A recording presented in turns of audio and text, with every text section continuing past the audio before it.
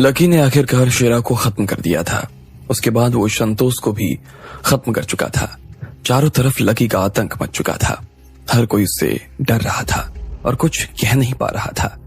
सब लोगों ने अब कसम खा ली थी कि वो लोग अग्रवाल परिवार की तरफ कभी आंख उठाकर भी नहीं देखने वाले थे। ऐसे में अग्रवाल परिवार फिर से मीटिंग करने के लिए बैठ गया था। उन्हें समझ आ गया था कि ये सब हो ना हो लकी नहीं किया था। क्या सच में ये सब लकी नहीं किया है? हाँ, मुझे तो ये भी खबर मिली है कि रातों रात किसी ने बड़वानी परिवार का बंगला जला दिया है और राजकुमार बड़वानी का कोई अता पता भी नहीं है। हाँ, और इसके अलावा तो बड़वानी परिवार से जुड़े हुए जितने भी लोग हैं जो विदेश में नहीं रहते हैं वो सब मारे जा चुके हैं। कुछ लोग बाजार में ऐसी बातें कर रहे हैं कि लकी ने अपनी माँ के ऊपर हुए हमले का बदला लेने के लिए सब किया है। उधर कुछ लोग हॉस्पिटल में भी खड़े हुए थे। हालांकि अभी अभिलाषा को होश नहीं आया था और वो सोई हुई थी, लेकिन सभी लोग इस बात से काफी खुश थे कि उनके बेटे ने क्या कारनामा कर दिखाया था। अरे मुझे तो लगता है ये सब भैया नहीं किया है। वैसे तो भैया दिल का बहुत नर्म है, लेकिन अगर कोई उसके अपनों के ऊपर हाथ उठाए ना तो भैया उसे छोड़ता नहीं है। मैं बचपन से भैया के साथ रह रहा हूँ, मुझे पता है कि वो किस तरह का इंसान है। निशांत ने खुशी से चहकते हुए कहा। उसे लग रहा था कि उसका भाई दुनिया के किसी भी डूबते हुए जहाज को बचा सकता था, इसलिए उसने लकी को ही मदद मांगने के लिए फोन मिलाया था। हाँ, मुझे भी लगता है कि किया तो ये लकी नहीं है, लेकिन क्यों किया है वो मैं तुम्हें नहीं बता सकती हूँ, कुमारी ने कहा। उसे भी ये विश्वास था कि ये सब लकी नहीं किया था। उसने नदी के किनारे लकी की रहबर से जो लड़ाई हुई थी वो भी देखी थी। वहां उसने लकी का जो खतरनाक रूप देखा था, उसके बाद उसे विश्वास हो गया था कि लकी कुछ भी कर सकता था। लेकिन इधर दशरथ अभी भी असमंजस में नजर आ रहा था। उसे अभी भी इस बात पर यकीन नहीं हो रहा था कि उसके बेटे ने यह सब कर दिखाया था। उसने तो कभी लकी को अपनी आंखों से लड़ते हुए देखा नहीं था। इधर हॉल में सब लोग शांति से बैठे हुए थे। अग्रवाल परिवार का कोई भी आदमी किसी से कुछ नहीं कह रहा था। प्रफुल्ल के परिवार के लोग भी बहुत शांत और उदास नजर आ रहे थे। लकी के फिर से घर से चले जाने की खुशी उनके चेहरे पर जरा भी दिखाई नहीं दे रही थी। उधर शिवराज का चेहरा भी उतरा हुआ था। उन्हें भी ना जाने किस बात की चिंता खाई जा रही थी। अगर हमारे परिवार में लकी जैसा लड़का है तो फिर हमें चिंता करने की कोई जरूरत नहीं है। हमें तो मजे से अपना काम करना चाहिए और जीते रहना चाहिए। मुझे नहीं लगता कि लकी के होते हुए हमारे परिवार के ऊपर कोई आदमी आंख उठाकर भी देख सकता है। इतने में अग्रवाल परिवार के एक जवान आदमी ने कहा। वो कुछ ज्यादा ही खुश नजर आ रहा था। Shut up! इतने में शिवराज ने उसे डांट दिया। उसकी खुशी के रंग में भंग पड़ गया। जैसे ही शिवराज इतनी जोर से चिल्लाए तो हॉल में और ज्यादा सन्नाटा हो गया। आज के बाद कोई भी लकी के बारे में और उसके अकेले बड़वानी परिवार के घर में घुसकर सबको मार देने के कारनामे के बारे में बात नहीं करेगा। अगर किसी ने लकी का नाम भी अपनी जुबान पर रखा तो मैं उसे कड़ी सजा दूंगा, शिवराज ने चिल्लाते हुए कहा। हर कोई उनकी ये बात सुनकर फिर से शांत हो गया। किसी के भी आगे कुछ कहने की हिम्मत नहीं हो रही थी। लेकिन प्रफुल्ल को यह सब सुनकर थोड़ा अच्छा लग रहा था और वो अपने दादाजी की बात को आगे सुनने के लिए वो अपने कान उनके थोड़े और पास ले गया था। शिवराज ने प्याले से चाय का एक घूंट लिया और धीरे से कहा, ये लकी ने किया है या नहीं किया है इस बात का अभी तक फैसला नहीं हुआ है। ऐसे में आप लोगों की इस बात को मान लेने का मुझे तो कुछ तुक नजर नहीं आ रहा।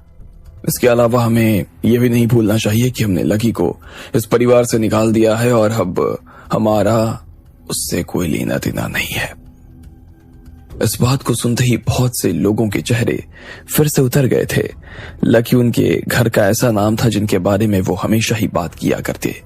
वो बहुत ही शांत और गंभीर इंसान था। वो कभी किसी से बदतमीजी नहीं करता, सबसे प्यार से बात करता। लेकिन जब कभी उस पर या उसके परिवार पर मुसीबत आती तो वो शांत भी नहीं बैठा करता था। वो बचपन से ही ऐसा था। अब ऐसे में अग्रवाल परिवार के अंदर ऐसे लोगों के लिए जगह क्यों नहीं थी? क्यों नहीं परिवार अपने नियमों को ताक पर रखकर फिर से ऐसे लोगों को अपने घर में शामिल कर सकता था? शिवराज ने तो बिना उसे कुछ दिए यहां से बाहर कर दिया था और आज भी अभिलाषा के ठीक हो जाने के बाद शिवराज को लकी से कोई मतलब नहीं रह जाने वाला था। लेकिन बाकी लोग जो सोच रहे थे, शिवराज ठीक उसका उल्टा सोच रहे थे। उन्हें लग रहा था कि अगर लकी ने यह सब किया था तो इसकी वजह से पुलिस का और प्रशासन का ध्यान उसकी तरफ जा सकता था और लकी मुश्किल में आ सकता था। ऐसे में वो इस चीज का टोकरा लकी के सिर पर नहीं रखना चाहते थे कि यह सब लकी नहीं किया था। शिवराज काफी देर से बस यही सब सोच रहे थे। उन्हें खुद भी मालूम था कि यह किया हुआ तो लकी का ही था, लेकिन वो इस बात को इस तरह से सबके सामने नहीं मान सकते थे। लकी ने इस दौरान बहुत सारे जुर्म किए थे। वो किसी बड़े अपराधी से कम नहीं रह गया था। अब भले ही उसके बाकी जुर्म किसी की नजर में नहीं आ रहे हो, लेकिन राजकुमार बड़वानी को मारना अपने आप में एक बहुत बड़ी घटना है। वो इस देश का कोई छोटा मोटा आदमी नहीं था, और न सिर्फ लकी ने उसे मारा था बल्कि उसके परिवार को भी रातों रात खत्म कर दिया था। ऐसा नहीं था कि सिर्फ शिवराज ही ये सब सोच रहे थे। भारत के बहुत सारे लोग इस बात को सोच रहे थे और इस बात के साबित हो जाने का इंतजार कर रहे थे कि ये सब लकी नहीं किया था। अगर ऐसा होता तो प्रशासन उसे छोड़ने वाला नहीं था और लकी के लिए मुश्किलें और ज्यादा बढ़ जाती। जब ये सब मंथन चल ही रहा था, तभी वहां पर खबर आई कि उमंग अग्रवाल फिर से घर आ चुका था। उसके अलावा कुछ लोग जो ग्रुप में ऊंचे पद पर बैठे हुए थे, उन्हें पुलिस ने अभी छोड़ा नहीं था, लेकिन अग्रवाल परिवार के दिन फिर से ठीक होने लगे थे। इधर बड़वानी परिवार की जगह अब धीरे धीरे धार परिवार ने लेना शुरू कर दिया था। धार परिवार का लीडर सबसे पहले तो शिवराज के पास में माफी मांगने आया और उसने उनके सामने हाथ जोड़ लिए। वो यहाँ अपनी वफादारी साबित करने के लिए आया हुआ था, लेकिन लकी अभी तक वापस नहीं आया था। लोगों को लग रहा था कि वो वापस जरूर आएगा, लेकिन वो आया नहीं। इस चीज से न सिर्फ अग्रवाल परिवार के लोग बल्कि खुद शिवराज भी हैरान हो गए थे। ऐसा कैसे हो सकता था? उन्हें लकी के न आने का दुख भी हो रहा था। तुम्हें पता है लकी, मैं क्या चाहता हूँ? मैं चाहता हूँ कि मैं अपने और अपने परिवार की सारी संपत्ति तुम्हारे नाम कर दूं, लेकिन तुम हो कि अपने दादाजी के पास एक बार के लिए ये कहने तक नहीं आए कि तुम वापस घर आना चाहते हो। शिवराज ने अपने आप से कहा। वो अपने कमरे में बैठे हुए थे और उनकी आंखों से आंसू थमने का नाम ही नहीं ले रहे थे। उधर अग्रवाल परिवार को बचाने के बाद में लकी दिल्ली से निकल चुका था और कुछ दिन कहीं दूर रहने का फैसला कर लिया था। वो गोवा आ चुका था और उसने राधिका को भी अपने साथ वहीं बुला लिया था। वो बस अब कुछ दिन सिर्फ और सिर्फ राधिका के साथ बिताना चाहता था। लकी और राधिका रिजॉर्ट के अपने कमरे में लेटे हुए थे। लकी राधिका के बालों से खेल रहा था और राधिका ने अपना सिर उसके सीने पर रखा हुआ था। लकी, तुम घर क्यों नहीं गए? राधिका ने पूछा। बस ऐसे ही यार, लकी ने कहा और राधिका के बालों में अपनी उंगलियां फिराने लगा। लकी, तुम्हें जाना चाहिए था, मां से मिलकर आना चाहिए था ना एक बार। राधिका ने लकी की तरफ देखते हुए कहा। उनसे मिलने जाता ना तो वो मुझे वापस आने नहीं देती और ना मैं वापस आ पाता। राधिका, तो मत आते ना, वहीं रुक जाते, मैं भी तुम्हारे साथ वहीं रुक जाती। राधिका ने कहा। ये सब इतना आसान नहीं है।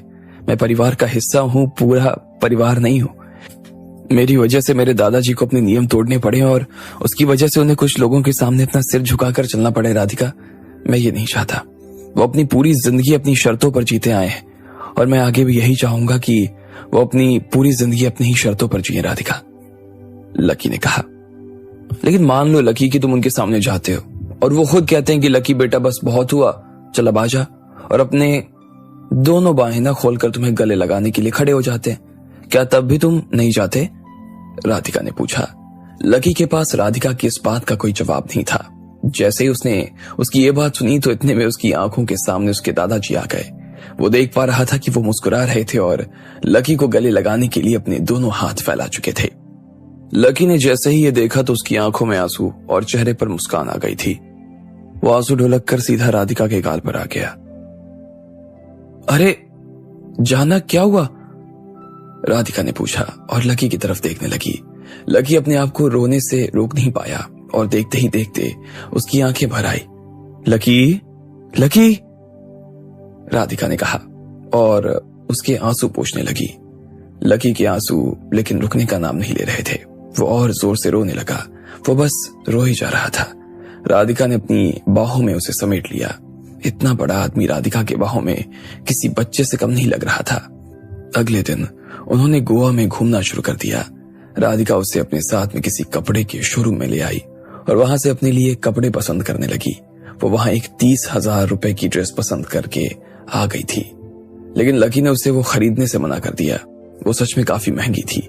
राधिका एक सिक्योरिटी गार्ड और टीचर से प्यार करती थी।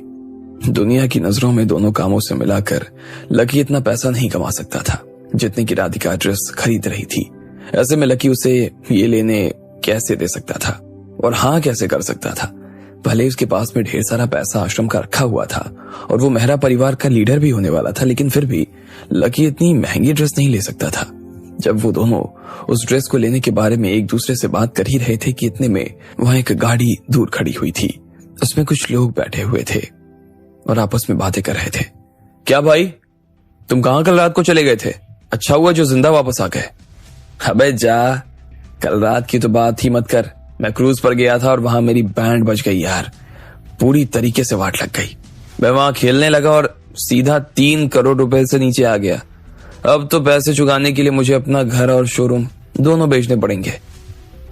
जिस आदमी ने अपने पैसे खो दिए थे वो रोना तो बहुत चाहता था, लेकिन रोने के लिए उसके पास में आंसू भी नहीं थे। उसे देखकर ऐसा लग रहा था जैसे वो ठन ठन गोपाल हो चुका था। वो पूरी तरीके से बर्बाद हो गया था। तू ऐसे कौन से क्रूज पर गया था जो वहां 3 करोड़ से नीचे आ गया? मैं ब्लैक सफारी पर गया था।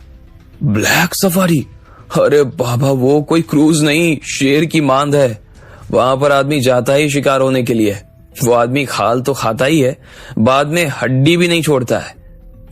बाहर से आए हुए लोगों को बेवकूफ बनाने के लिए ना वहां अच्छे खासे इंतजाम किए हुए हैं। तुझे वहां जाकर खेलने की क्या जरूरत थी? अरे मुझे नहीं पता था कि वो ऐसा निकलेगा, वरना मैं जाता ही नहीं, उस आदमी ने कहा। अब आगे क्या होने वाला था? आखिर क्या बला थी ये ब्लैक सफारी, और इस चीज का लकी के साथ में क्या लेना देना था? आपको क्या लगता है, क्या होंगे इन सभी सवालों के जवाब? कमेंट बॉक्स में कमेंट करके हमें जरूर बताएं। और सभी सवालों के जवाब को जानने के लिए सुनते रहिए इंस्टा मिलियनेयर सिर्फ पॉकेट एफएम पर।